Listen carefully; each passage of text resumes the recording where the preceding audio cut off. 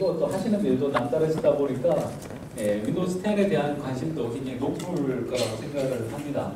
자, 윈도우즈 10이 갑자기 뭐 많이 바뀌었다라고 하는데 어떤 측면에서 많이 바뀌었는지 제가 하나씩 설명을 해드리도록 하겠습니다. 자, 이 사진을 제가 어젯밤에 인터넷에서 찾았어요. 컴퓨터 옛날 이랬더니 빙에서 찾아준 사진입니다. 옛날에는 컴퓨터를 한 사람이 이렇게 사용하면 나머지는 줄을 서서 쳐다보면서 기다리고 있었어요. 그래서 생각을 해보면 빌 게이츠가 제일 처음에 컴퓨터를 배울 때, 빌 게이츠가 초등학교 다닐 때 그 엄마들이 육성회비를 걷어가지고 뭘 해줬냐면 근처 대학의 메인프레임 컴퓨터에 전화선으로 연결해서 사용할 수 있는 단말 계약으로, 그다음에 메인프레임을 사용할 수 있는 그 시간을 돈을 주고 사줬다고 합니다. 그래서 빌 게이츠가 그렇게 열심히 이제 코딩을 하기 시작하죠. 그러다가 육성회비로 그게 다 되고 나니까 엄마들이 돈을 더 걷어서 또 전달해줘서 다시 공부를 시켰습니다. 생각해보면 컴퓨터라는 건 불과 얼마 전만 하더라도 몇십 년 전만 하더라도 우리하고 굉장히 멀리 있었습니다. 그래서 몇몇 사람들이 사용하거나 한 사람이 사용하면 우리는 옆에서 기다리고 있었어요. 1인 1가정 인터넷 이런 것들이 이제 구호로 걸렸던 게 얼마 안 됐죠. 근데 갑자기 컴퓨터가 집집마다 하나씩 놓이기 시작했어요. 그래서 이렇게 플로피 디스크 2장 들어가는 게 이제 나오기 시작하고, 책상 옆에 놓이기 시작하고, 노트북이 돼서 나오기 시작합니다. 그리고 나서는 태블릿이 돼서 사람들이 들고 다니기 시작하죠. 그 다음에 스마트폰이 돼서 우리가 화장실에 갈 때도 이제는 컴퓨터를 가지고 가게 됐습니다. 그 다음 단계가 뭘까요? 입는 컴퓨터가 나오기 시작하죠. 그래서 팔목에 차고 목에 걸고, 얼마 전에 어떤 스타트업 대표님을 만났더니 웨어러블 귀걸이를 만들었대요. 그래서 왜? 라고 했더니 그것만 아직 안 만들었다며. 생각보다 크더라고요. 대본을 하시는데 좀 힘들어 보이셨어요. 그럼에도 불구하고 웨어러블 시대입니다 라고 얘기를 하는데 본인이 힘들지라도 웨어러블 시대는 오고 있는 것 같습니다. 그래서 모든 기술은 저 멀리 있다가 점점 사람한테 가까워질수록 고도화되어 가는 그런 느낌입니다. 제가 쓰고 있는 이 컴퓨터도 이게 서피스 프로 3는 아니고 그냥 3입니다.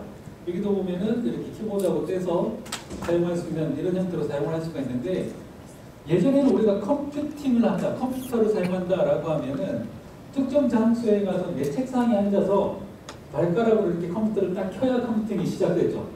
그렇죠? 근데 이제는 언제 어디서나 노트북을 다 쓰거나 아니면 핸드폰을 사용하거나 지하철에서 이렇게 태블릿을 이용하거나 이제 사람들이 사용하는 패턴 자체가 완전히 달라졌다는 겁니다. 이제는 사람이 움직이고 있고, 사람이 움직인 그 장소에서 가장 적절한 디바이스를 그때그때 잠깐씩 접속해서 내가 필요한 그 요소만 충족되면 바로 접속을 끊고 나가는 겁니다. 그래서 디바이스는 여기저기 널려 있는데 사람들이 그 사이로 움직이는 그런 패턴으로 바뀌었죠. 그래서 예전에는 뭐 1가구 1 인터넷, 초고속 뭐 그러면서 두루넷 이런 것들 나오고 했었잖아요. 이제는 1인 1 초고속 인터넷 시대가 열린 지도 벌써 꽤 됐습니다. 그래서 그만큼 많이 바뀌었다는 거죠. 자, 그러다 보니까 윈도우즈라는 개념이 어떻게 됐습니까? 윈도우즈는 계속 어떤 PC에만 국한된 그런 개념으로 많이 썼는데 그걸 뒤집는 게 바로 윈도우즈 10입니다. 그래서 윈도우즈 10은 아까 앞에서 말씀드린 바와 같이 PC, 폰, 엑스박스, 그리고 제 손에 이게 라즈베리 파이입니다. 그래서 이 라즈베리 파이에 이르기까지 동일한 윈도우 코어를 사용합니다. 이 얘기는 뭐냐면 핵심 코어가 똑같기 때문에 그 위에 올라가는 앱 모델도 똑같습니다. 그래서 앱을 잘 만들어 놓으면 PC에 있는 앱을 빼다가 폰에다가 바로 써도 폰에서 바로 실행이 된다는 거예요. 그래서 예전하고는 완전히 달라진 겁니다. 그래서 이제는 윈도우즈 10 하면 이게 그냥 단순히 PC가 아니라 하나의 윈도우 플랫폼이라고 보시면 됩니다. 그리고 그 플랫폼 안에서 사용자들이 그때그때 필요한 디바이스를 타고 다닌다. 그리고 거기에 맞는 앱을 내가 선택하는 게 아니라 하나 잘 만들어 두면 그걸 가지고 폰에서도 쓰고 PC에서도 쓰고 이런 식으로 개념이 많이 바뀌었다는 거죠. 자, 제일 먼저 제가 소개해 드릴 기능이 바로 컨티뉴움입니다. 자, 윈도우즈 10이 얼마나 모빌리티에 강해졌는가를 설명할 때 먼저 컨티뉴움을 잘 설명을 해드리는데, 자, 주변에 사람들이 보면 아직까지 많은 대다수의 사람들이 윈도우즈 7에 머물러 있습니다. 지금 이제 국내 점유율 1위는 7이죠. 그렇죠? 그리고 아직까지 끈질기게 XP를 쓰시는 일부 예, 사람들도 있긴 있습니다. 근데 아직까지 좋아하세요, 많은 사람들이. 그리고 윈도우즈 8을 좋아하신다라고 고백하는 수줍은 고백을 하시는 20몇 분들도 계십니다. 근데 많은 사람들이 그렇게 사용하다 보니까 어떤 문제가 생긴다면 어떤 분들은 계속 데스크탑 형태로 사용을 하려고 하는 거예요. 그러다 보니까 윈도우즈 8이 나하고는 안 맞아 라고 하시는 분들이 있고, 어떤 분들은 이렇게 태블릿으로 사용하다 보니까 윈도우즈 8도 쓸만해, 괜찮아 라고 하면서 바로 터치 기반으로 바로 사용을 하는 거예요. 그럼 윈도우즈 10은 누구의 편을 들어야 될까요? 못 듣는 거죠. 그래서 이 두 사람을 어떻게, 이 두 분류를 어떻게 하면 잘 수용하면서 그 다음 버전으로 넘어갈까라는 고민에서 나온 게 바로 여기서 얘기하고 있는 컨티뉴움 기능입니다. 자, 컨티뉴움 기능을 제가 잠시 데모로 보여드릴게요. 자, 컨티뉴움 기능이란, 지금 이 화면에 보시면은 그냥 바탕화면에 이렇게 나와 있고, 자, 필요하면은 필요한 대로 이렇게 데스크탑 메뉴가 이렇게 나와 있는 그런 형태입니다. 네. 제 개인적인 취향이 여기 잠깐 지나갔네요. AOA네요. 이렇게 그 데스크탑 형태로 바로 사용할 수가 있는데, 지금 제가 데모로 하고 있는 이 노트북 같은 경우는 그냥 일반 레노버 노트북이에요. 그래서 제가 데모를 할 수가 없어서 여기서 잠시 카메라 앱을 띄워서 보여드리도록 하겠습니다. 자, 문제가 있습니다. 자, 그러면은 그 문제를 현장에서 한번 해결을 해보고, 안 되면 빨리 포기하는 방법을 보여드리도록 하겠습니다.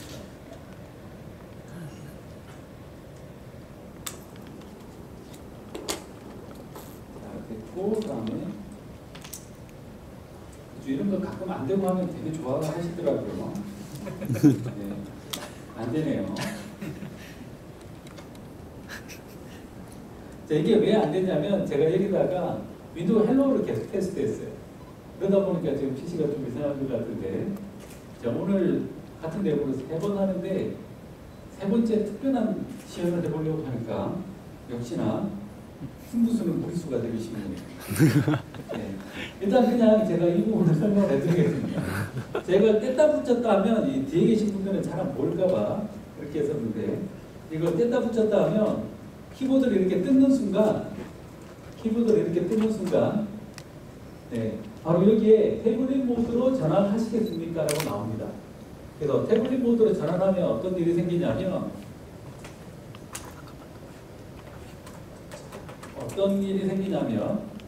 이게,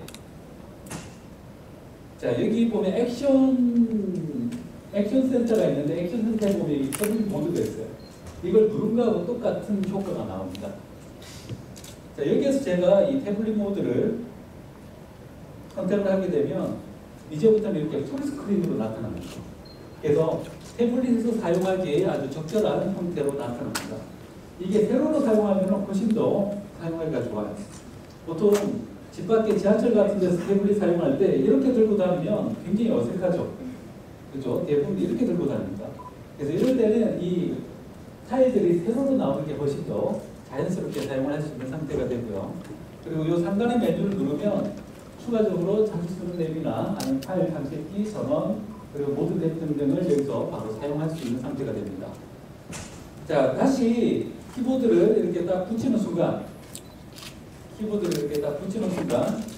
이 태블릿 모드가 다시 해제가 됩니다. 해제가 되면 다시 이렇게 데스크탑 형태로 돌아오는 거죠.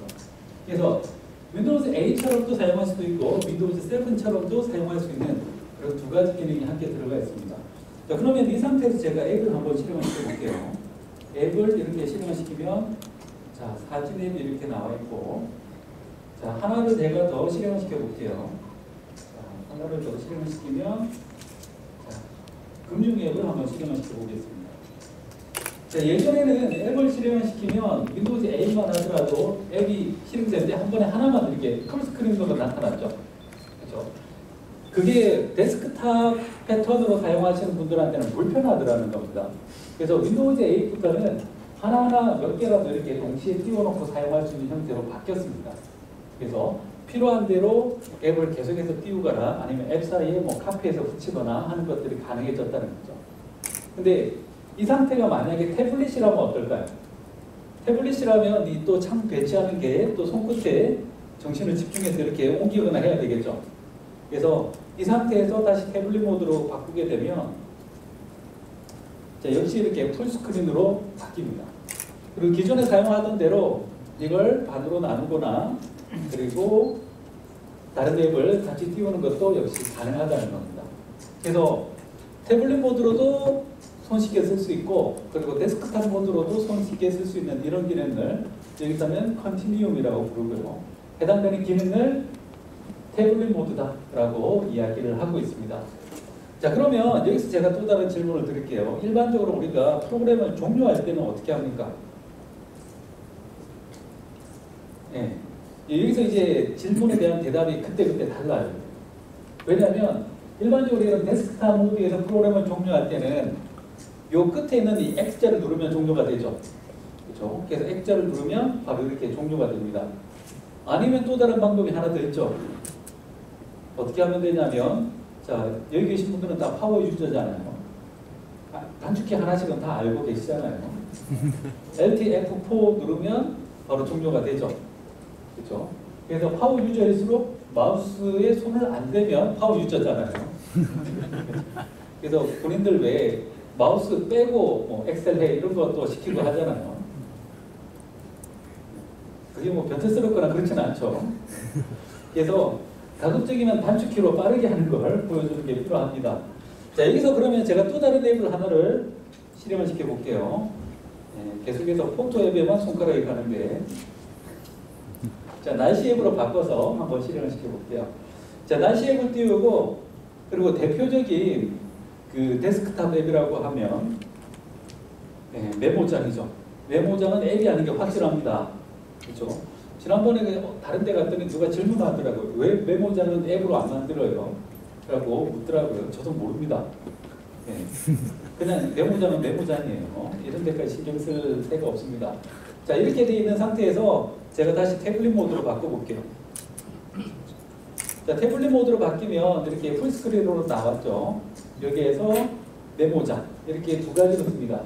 자, 메모장이 분명히 데스크탑 앱인데 태블릿 모드에서는 역시 하나의 앱처럼 동작하는 게 보이죠. 자, 이 앱에서 우리가 윈도우즈 8이나 8.1에서 종료할 때는 어떻게 했습니까? 위에서 아래로 긁어내리면 됐죠. 그래서 긁어내리면 종료가 됩니다. 자, 그러면 메모장은 이게 앱이 아니잖아요. 그렇죠? 앱이 아닌데도 위에서 아래로 내리면 역시 종료가 됩니다. 그렇게. 그래서 태블릿 모드에서는 이게 앱인지 뭐 데스크탑 앱인지 이런 거 신경 쓰지 않고 다 동일한 방법으로 작동시키면 됩니다. 반대로 데스크탑 모드에서는 그냥 데스크탑의 패턴대로 계속 사용을 하면 된다는 거죠. 그래서 기존 사용자들의 어떤 관성을 그대로 안고 가면서 새로운 시도를 할 수 있는 그런 기반이 된 게 여기서 얘기하고 있는 컨티뉴움 기능에 해당되는 기술입니다. 자, 제가 컨티뉴움에 대해서 얘기를 했는데 이 컨티뉴움 기능이 지금 제가 보여드린 건 이 태블릿에 관한 얘기였습니다. 태블릿. 이 태블릿이 만약 8인치라면 밖에서는 좀 더 가볍게 들고 다니고 자기 자리에 와서 딱 꽂으면 바로 데스크탑처럼 쓸 수 있는 그런 유용성이 있겠죠. 그래서 쓰기에 따라서 굉장히 유용할 수 있는 그런 기능이 컨티뉴움인데 컨티뉴움 4 윈도우 폰이라는 기능이 발표가 됐습니다. 자, 그건 어떤 거냐면 폰을 외부 모니터에다가 연결하는 순간 이렇게 나타나요. 이게 뭐냐면 윈도우 폰에 있는 타일들이 그대로 시작 메뉴처럼 나타나는 겁니다. 그래서 여기서 필요한 앱을 선택을 하면 해당되는 프로그램들이 바로 여기서 떠요. 뜨는 게 워드, 엑셀, 파워포인트라면 핸드폰 하나 들고 다니다가 이걸로 기본적인 확인하고 일하다가 자리에 가서 딱 꽂으면 이게 데스크탑처럼 바탕화면까지 나와서 바로 동작이 됩니다. 이게 컨티뉴움 4 윈도우즈 폰 기능에 해당되는 거죠. 지금까지 나와 있는 윈도우 폰은 이걸 지원하지 않습니다. 네. 새로 나오는 윈도우 폰에서 지원됩니다. 역시 새술은 새 부대에 도와주세요. 기존에 나온 것보다는 앞으로 나올 게 더 중요한 시장입니다. 자, 그래서 여기 보시면 이걸 실행을 시켜보면 바로 이렇게 엑셀이 이 안에서 이렇게 실행되는 게 보여요. 그렇죠. 자, 이제는 이런 걸 할 수 있을 만큼 핸드폰들의 성능이 굉장히 좋아졌다는 겁니다. 그래서 이제는 정말로 진정한 모바일 시대가 되었다라고 이야기를 할 수가 있겠죠. 자, 그 다음에 또 하나 중요한 게 우리가 이런 디바이스는 뭐 컨티뉴엄도 좋고 다 좋아요. 근데 이 디바이스는 사실 자기 여자친구나 자기 와이프보다도 자기하고 더 오래 하는 디바이스입니다. 그렇죠? 자기 와이프하고 하루에 8시간씩 같이 있는 분이 계십니까? 네. 동업을 하시거나 아니면 실업자거나 둘 중에 하나일 겁니다. 그렇죠? 근데 디바이스는 하루 종일 같이 다닙니다. 심지어는 화장실도 같이 들어가요. 그렇죠? 그래서 여기서 유튜브 틀어놓고 시간을 보내죠. 자, 그런데 문제는 뭐냐면 굉장히 개인적인 디바이스라는 겁니다. 그러면 굉장히 그만큼 보안도 잘 돼야 돼요. 근데 보안이라는 건 항상 양날의 검 같습니다. 보안을 높이면 귀찮아지고 불편해지죠. 저희 회사 같은 경우에도 저희 회사 이메일 서버에 딱 접속하면 사내 보안 정책이 내려가요.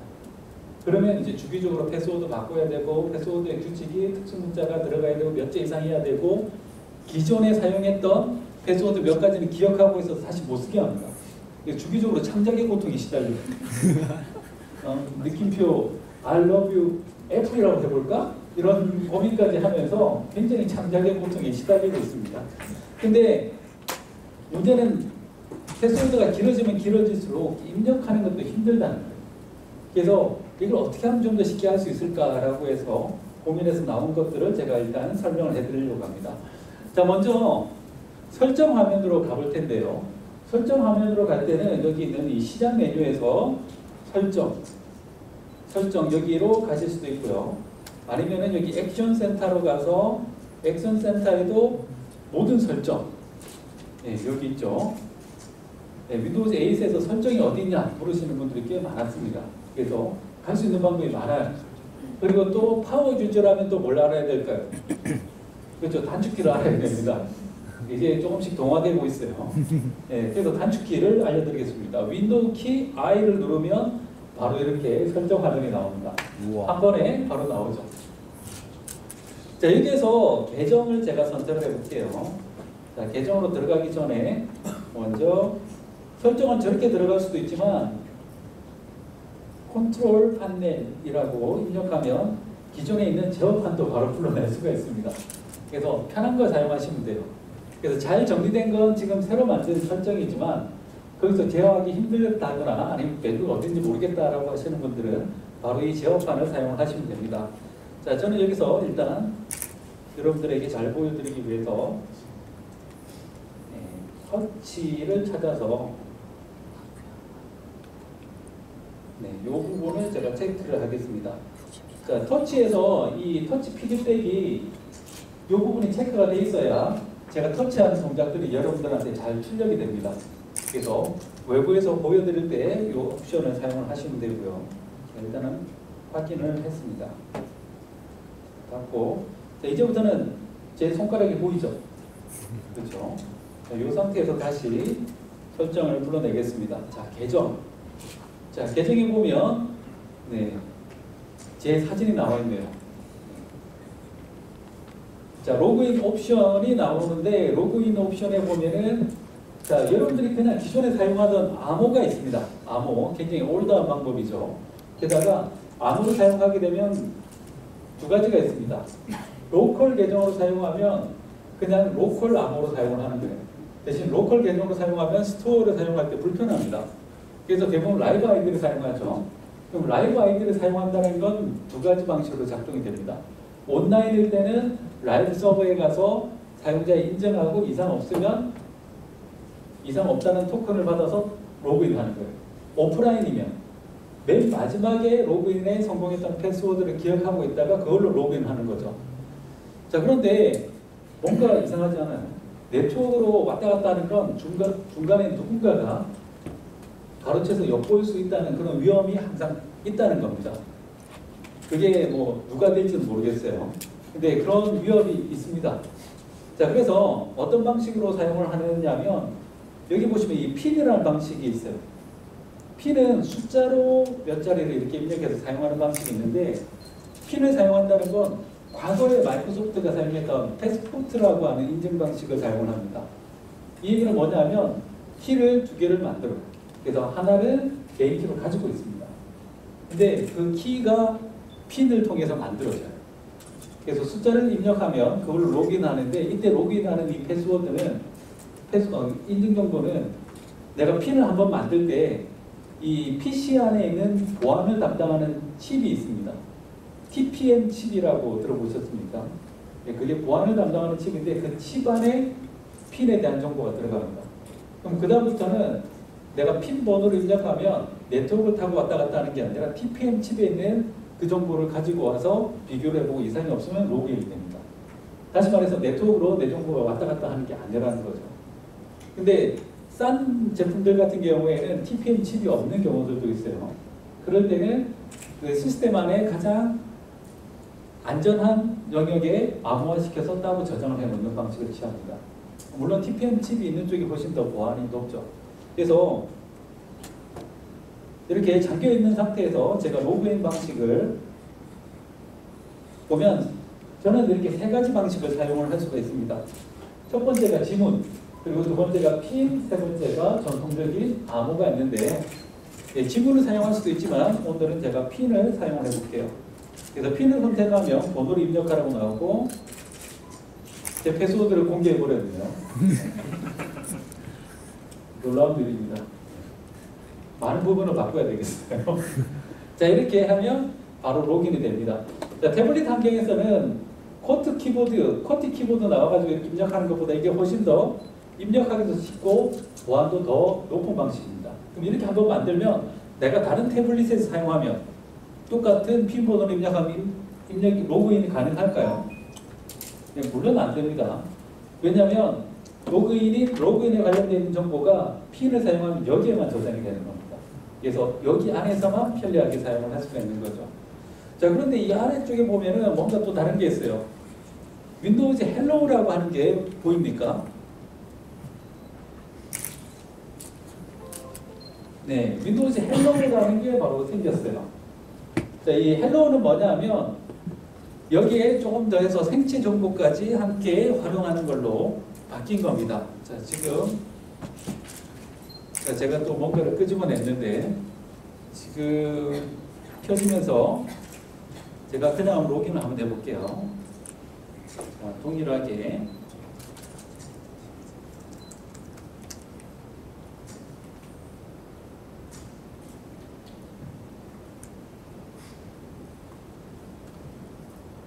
자, 똑같고 여기는 제가 영문판을 깔아놓은 상태입니다. 자, 여기에서 로그인하는 옵션으로 한번 가보면 자, 이번에는 윈도우즈 헬로우라고 되어 있고 중간에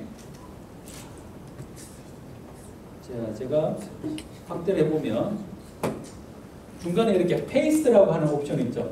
그렇죠? 이건 뭐냐면 안면 인식을 통해서 로그인을 할 수 있게 해주는 겁니다. 자, 안면 인식을 한다는 얘기 자체는 보통 왜 뭐 다른 안드로이드 계열의 스마트폰에서 이런 기능들이 들어있는 경우들도 더러 있었죠. 근데 제가 아니라 뭐 사진을 갖다 댄다든지 이런 것들도 역시 통과가 됐었습니다. 자, 여기에서는 제가 일단 자, 제 얼굴을 등록하는 과정을 이렇게 보여드리면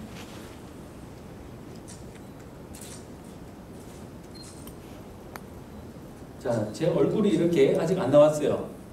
자, 이렇게 얼굴을 갖다 대면 예, 이렇게 등록이 됐습니다. 굉장히 빠르죠? 방금 어떤 작업을 했냐면 지금 여기 있는 이 카메라가 인텔 리얼 센스 카메라입니다. 여기 카메라에 보시면 렌즈가 3개가 달려있어요.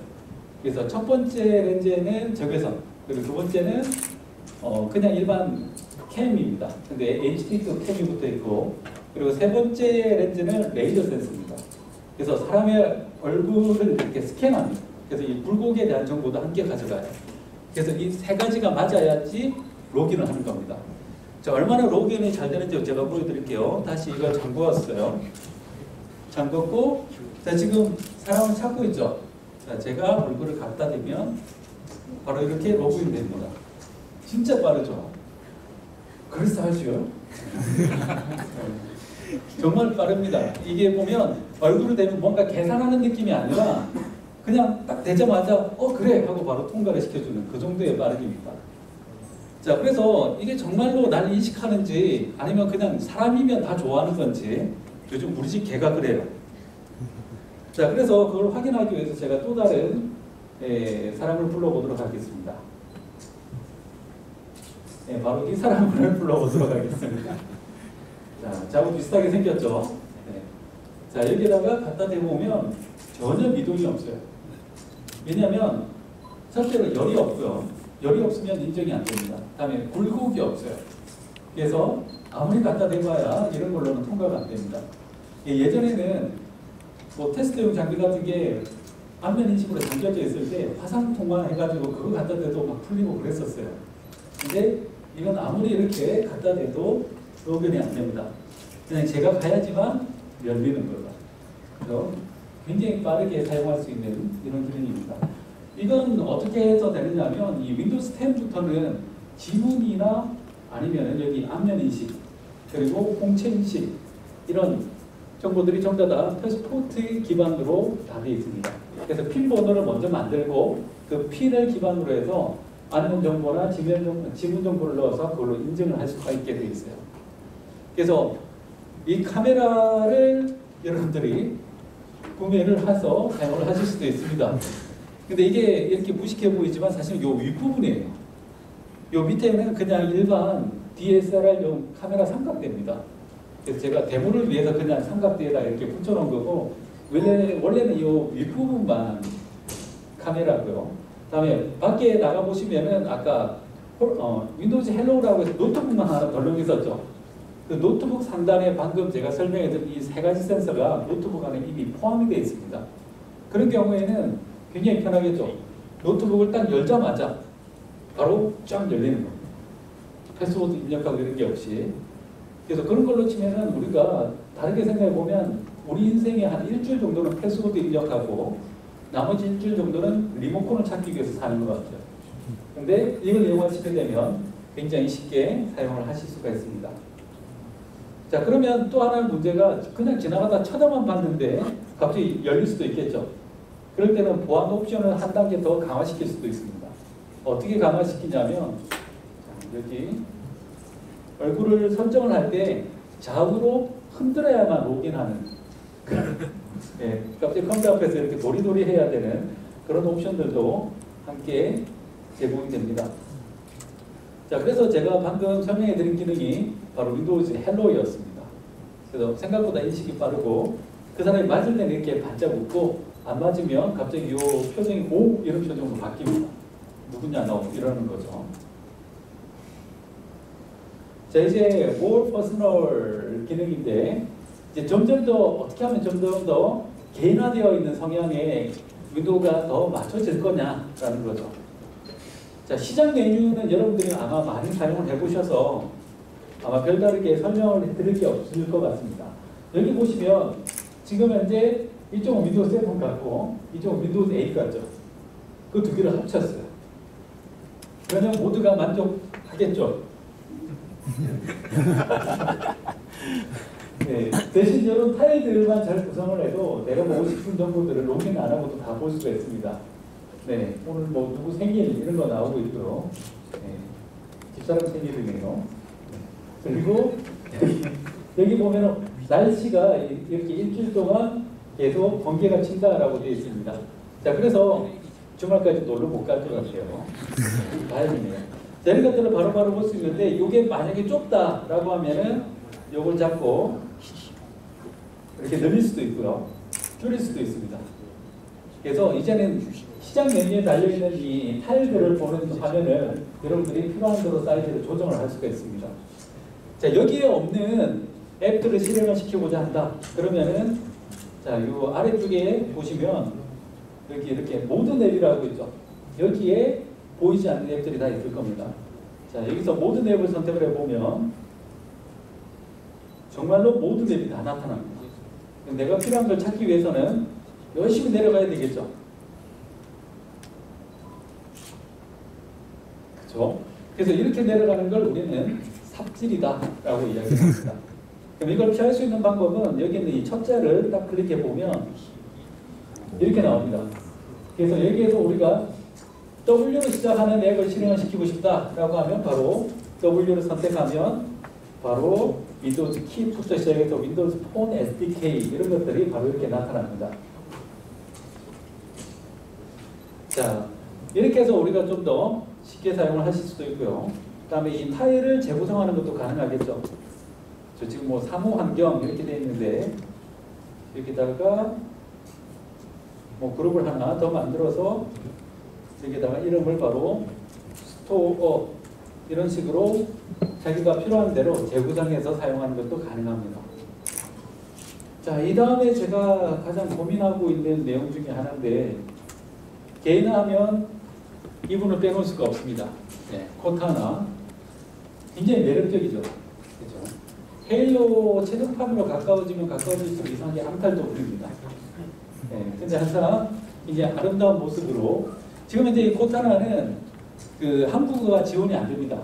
오늘 뭐 정식 발매 윈도우즈 10이 정식으로 나왔지만 아직까지 한국어는 안 되고 영어만 지원하고 있습니다. 그런 면에서 굉장히 안타깝습니다. 근데 이게 그냥 음성 인식이 되는 게 아니라 상황 인지라고 다르게 얘기를 할 수가 있을 것 같아요. 동작하는 메커니즘을 보면 그 컨텍스트 어웨어라고 해서 어떤 상황에서 이 사람이 어떻게 동작하기를 바란다라는 걸 알아채기 시작하는 거예요. 그래서 뭐 What appointment do I have tomorrow? 라고 하면은 이 시간대에 어떤 약속이 있었는가를 바로 찾아줍니다. 근데 이 약속을 찾아주는 방식 자체가 내가 사용자 동의를 안 해주면 내 폰 안에 있는 것만 찾아줘요. 그리고 동의를 해주면 클라우드에 저장되어 있는 내 일정까지 다 찾아서 대답을 해줍니다. 그래서 여기도 역시 동의가 중요하고 다음에 또 이런 것들도 가능합니다. 다음에 내가 식료품 가게에 갔을 때 계란을 사라고 알려줘. 이러면은 그 리마인드가 딱 저장되어 있는데 이건 시간으로 저장되어 있는 게 아니라 위치로 저장되어 있는 거예요. 그래서 내가 식료품 가게 근처에 있으면 다시 알려주는 겁니다. 그래서 또 How is Microsoft stock doing today? 하면 오늘 마이크로소프트 주가가 얼마인지가 나옵니다. 지금 못 열어보고 있어요. 네. 떨어졌으면 어떡하나. 아마 올랐을 거라고 저는 믿습니다. 그래서 이거 데모하는 게 굉장히 힘듭니다. 네. 지금 저 같은 경우는 마이크로소프트에서 몇 안 되는 내수용 직원입니다. 그래서 영어를 쓰지 않아요. 그래서 여기다 영어를 막 시키면 정말 우리 집 둘째처럼 자기 필요한 얘기만 알아듣더라고요. 그래서 불안한데 play music.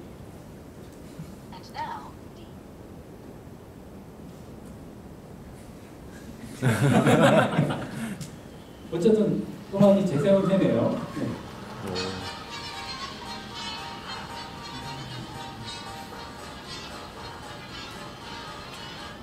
자, 자신 있으신 분들은 최신 멜론 100곡을 다운받은 다음에 자기 집에서 한번 영문판에서 실행을 시켜보십시오. 플레이 핑크 메모리라고 한번 불러보십시오. 그럼 에이핑크의 최신 앨범이 될 겁니다.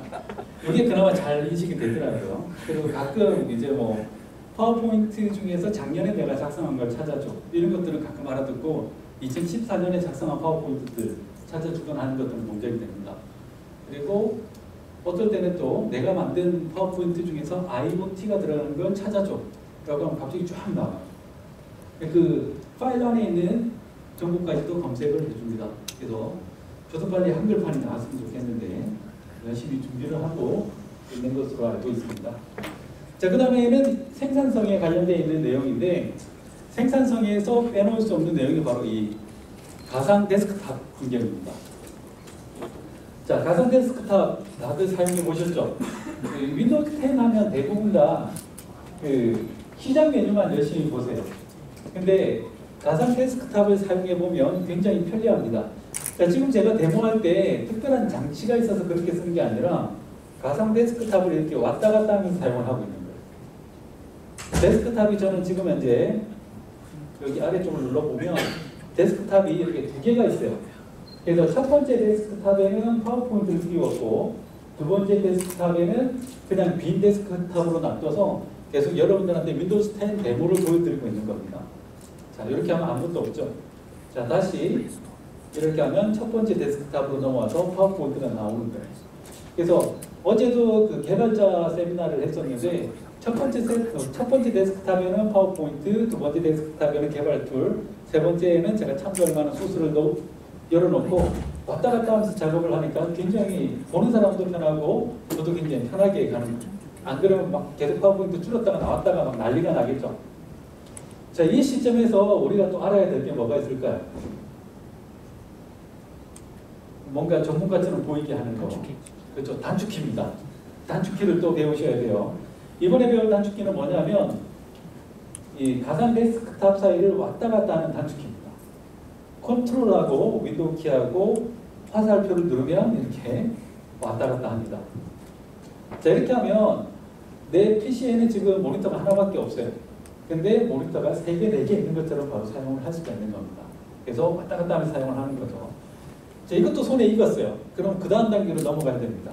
그 다음 단계가 뭐냐면 새로운 바탕화면을 만들면서 그쪽으로 이동을 해야 되겠죠.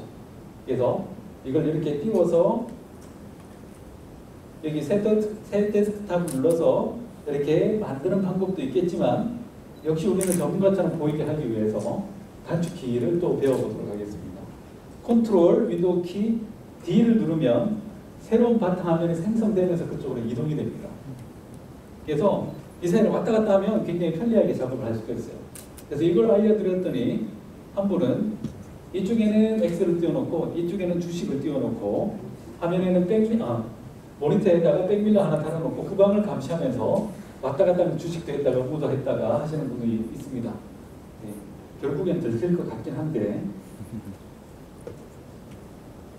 자, 그래서 이렇게 가상 바탕화면을 여러분들이 단축키, 컨트롤 윈도우 키하고 방향키, 컨트롤 윈도우 키, D키 이런 것들을 잘 조합해서 사용하시면 굉장히 효율적으로 사용을 하실 수가 있습니다. 오늘 당장 가서 사용을 해보시기를 바랍니다.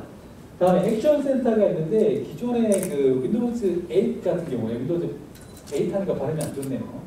윈도우즈 8 같은 경우에 8이나 8.1 같은 경우에는 실행을 시키면 뭔가 이렇게 메시지가 가끔씩 이렇게 뚱 하고 뜨죠. 다른 거 생각하다가 그게 쏙 들어가요. 그럼 그걸 어디에서 찾을 수 있을까요? 예, 못 찾습니다. 그래서 찾을 수 있는 방법 중에 하나는 그 시작 화면을 띄워놓고 타일을 계속 쳐다보면 돼요. 불편했다는 거죠, 결국은. 그래서 예, 이번에는 역시 이렇게 액션 센터라는 게 나왔고 거기에서 지나간 알림들이 이렇게 쭉 나타납니다. 그래서 이걸 통해서 우리가 뭘 놓쳤구나 하는 걸 바로바로 보실 수가 있습니다.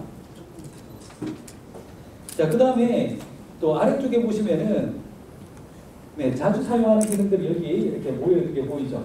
그래서 태블릿 모드, 그리고 연결, 그리고 메모, 모드 설정, 배터리 절약 모드, 그 다음에 회사에 접속하시는 분들은 이제 VPN, 블루투스, 그리고 화면 밝기, 와이파이, 방해 금지 모드, 위치, 비행기 모드 이런 것들을 바로바로 사용을 하실 수가 있습니다. 자, 이런 것들이 이제 자주 사용하는 것들이 예전이 아니라 안드로이드 폰이나 다른 폰들 같은 경우는 위에서 아래로 딱 내리면 메뉴들이 딱 나오고 바로 선택하죠. 그런 개념으로 사용을 하시면 됩니다. 자, 이 중에서도 이제 여기는 이 메모 같은 경우에 급하게 메모를 할 때 메모를 누르면 바로 이렇게 원노트가 나옵니다. 그래서 원노트에다가 기록을 하시게 되면 이건 원드라이브를 통해서 다른 디바이스하고 바로 싱크가 됩니다. 그래서 여러 디바이스를 쓰더라도 메모가 바로바로 사용이 가능한 그런 스토리로 이어지게 되겠죠. 자, 이제 거의 끝나갑니다. 이제 뉴 앱입니다. 기존에 있던 앱들이 많이 개선이 됐어요. 뭐 사진 앱도 그렇고, 뭐 음악 앱도 그렇고, 영화 앱도 그렇고, 그 다음에 뭐 메일 일정 이런 것들도 많이 바뀌었습니다. 자, 그 중에서도 저는 이 메일 앱을 한번 열어볼게요. 자, 제 메일을 열자 역시나 기대에 부합하듯 이런 수많은 스팸들이 쌓여 있습니다. 이 중에서 제가 하나로 선택을 해볼게요. 자, 뭘 하느냐면 쇼킹딜이라는 이 스팸 메일을 한 달 들어보니까 전혀 관심도 없는 바다 장어, 그다음에 더블리 엠보 물티슈, 자, 그 중에 여기 관심 있는 믿을 수 없는 가격 99,000원짜리 주연테크 LED TV가 여기 있습니다. 어머 이건 사야 돼 라고 했을 때 이걸 누르게 되면 어떻게 될까요? 바로 엣지 브라우저로 연결이 됩니다. 예, 방금처럼 그런 화면이 나오더라도 여러분들은 절대 동요하거나 흔들리지 마시고 계속해서 엣지로 사용하기를 눌러주십시오. 그럼 언젠가 저기도 못 버티고 엣지로 넘어갈 겁니다. 자, 우리 모두는 웹 표준으로 하나가 돼야 되잖아요. 자, 그러면 괜찮아요. 이거 사고 싶어요. 그러면 일단은 결제를 받아야 되겠죠. 근데 일반적인 결제보다 더 무서운 선결제가 먼저 필요합니다. 그죠? 여자친구나 집사람의 결제를 먼저 받아야 되죠. 그래서 결제를 통하기 위해서 여기 있는 이 상단에 보면 여기 쓰기 메뉴가 있죠. 이런 거. 자, 요거를 제가 이렇게 클릭하게 되면 모드가 메모 모드로 이렇게 바뀌게 됩니다. 그래서 이 상태에서 제가 첫 번째 걸 선택하고 이렇게 그리는 거예요. 그리고 어머 싸다 9까지 붙이면 왠지 좀 이상하긴 한데 어머 싸다 느낌표 이런 것들 이렇게 주고 그리고 나서 누를까? 이렇게 쓰는 겁니다. 자, 그러면 이제 이걸 공유를 해야 되겠죠. 그렇죠? 그래서 허가를 받기 위해서 공유 버튼을 누른 다음에 메일을 이렇게 쓰는 겁니다. 자, 메일을 쓰고 여기 받는 사람의 나오네요. 자, 이렇게 하면 바로 첨부 파일이 되고 보내기 하면 바로 메일로 날아갑니다. 제가 어제 이 데모를 미리 준비하면서 똑같이 해봤어요. 이거 싸다 누를까? 라고 했더니 잠시 뒤에 문자가 왔더라고요. 안 돼. 라고. 살아있는 데모입니다.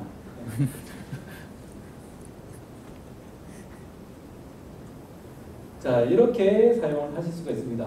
자, 이 메일 앱에서 또 아래쪽에 보면 메일하고 같이 많이 사용하는 게 바로 일정이죠. 그래서 여기에는 이 일정을 누르면 바로 내 일정과 바로 연결이 되고 위치 정보를 허용해주면 더 편리하게 사용을 하실 수가 있습니다.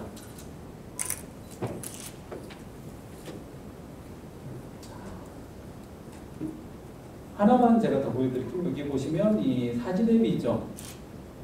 사진 앱에서 이런 사진을 선택을 해보겠습니다.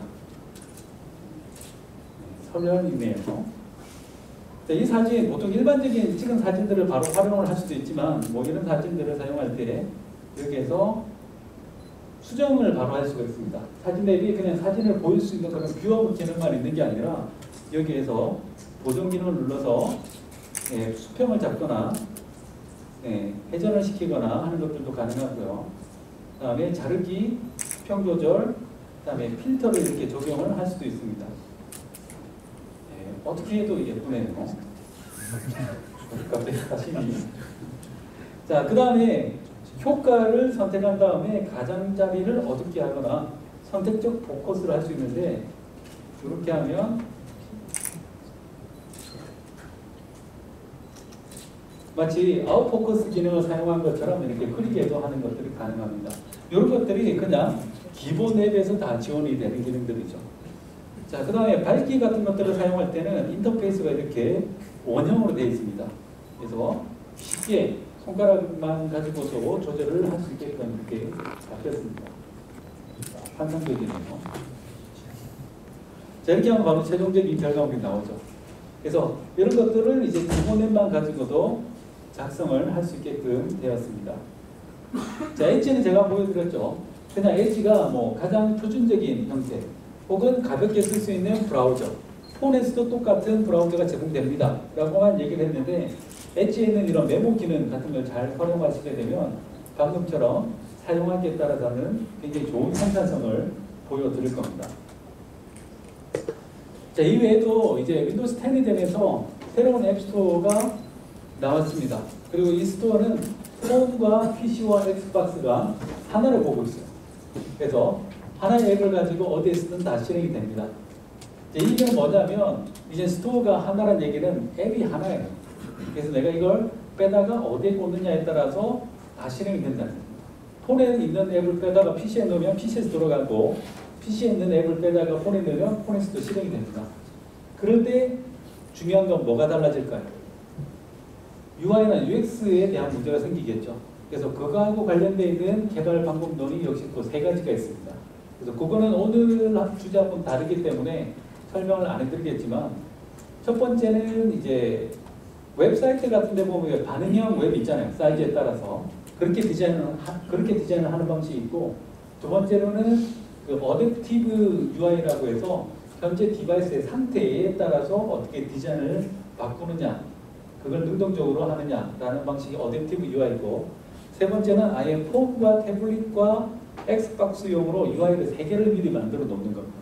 그래서 접속하는 디바이스에 따라서 UI가 다르게 나오는 그런 방식인데 그걸 테일러드 디자인이라고 합니다. 그래서 이런 방식들의 디자인 방법들이 다 통합되어서 윈도우즈 10에서는 앱 하나로 디바이스하고 상관없이 다 사용할 수 있는 방법들이 지원이 됩니다. 자, 세팅은 제가 앞에서 설명을 해드렸기 때문에 빨리 넘어갑니다. 자, 그 다음에 제가 오늘 세 가지를 설명을 해드렸습니다. 모빌리티, 그 다음에 more personal, 그 다음에 more productability, 그 다음에 맨 마지막에 4번이 요즘 이거 너무 많이 쓰는 것 같아요, 사람들이. one more thing이 좀 지겹습니다. 그렇죠? 하지만 이거 말고 적당한 게 없어서 저도 one more thing으로 윈도우즈 10 IoT 코어에 대해서 보여드리려고 합니다. 자, 윈도우즈 10 IoT 코어는 뭐냐면 윈도우즈 10의 서브셋 버전이다. 일종의 축소판이다 라고 보시면 되고요. 그 축소판이 여기에 설치가 됩니다. 그리고 바로 실행이 돼요. 여기 보면 뒤에 계신 분들은 잘 안 보시겠지만 바로 마이크로 SD 메모리입니다. 여기에다가 OS를 올린 다음에 꽂고 키면 바로 부팅이 돼요. 그리고 부팅이 되면 바로 이런 화면이 나옵니다. 화면이 어디에 나와요? 라즈베리 파이에는 기본적으로 여기 HDMI 포트가 있습니다. 그래서 이걸 이용해서 모니터 같은 데 연결하면 바로 이렇게 부팅이 딱 뜨요. 그래서 여기 뭐 IP 어드레스, PC를, 그 다음에 네트워크 이런 것들을 잡아서 사용을 할 수가 있고요. 이 상태에서 PC하고 연결한 다음에 네트워크로 연결한 다음에 앱을 만들어서 넘기면 여기서 바로 동작이 됩니다. 그래서 여기에다가 뭐 센서 같은 걸 달아서 같이 동작시키는 것도 가능하죠. 그래서 제가 간단하게